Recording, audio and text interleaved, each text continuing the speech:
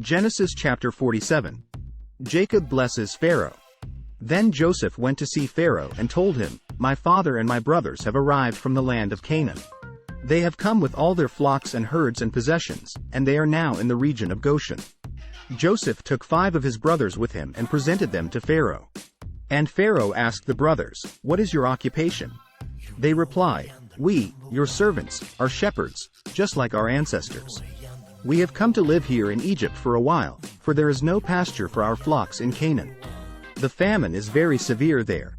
So please, we request permission to live in the region of Goshen." Then Pharaoh said to Joseph, "Now that your father and brothers have joined you here, choose any place in the entire land of Egypt for them to live.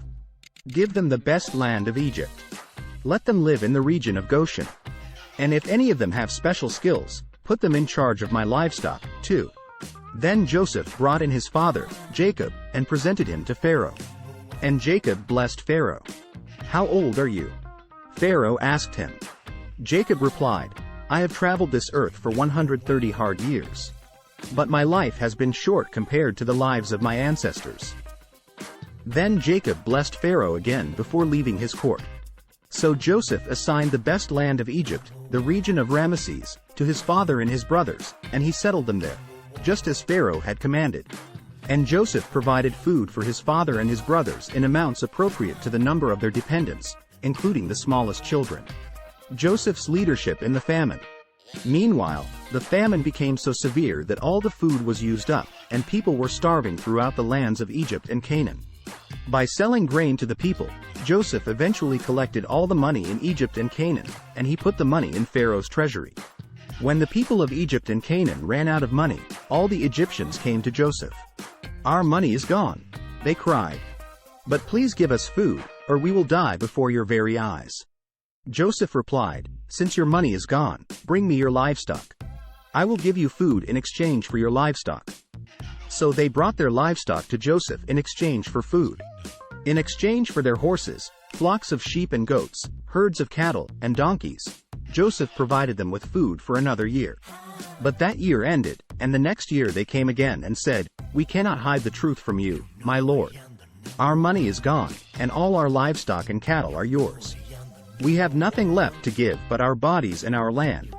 Why should we die before your very eyes? Buy us and our land in exchange for food. We offer our land and ourselves as slaves for Pharaoh. Just give us grain so we may live and not die, and so the land does not become empty and desolate." So Joseph bought all the land of Egypt for Pharaoh.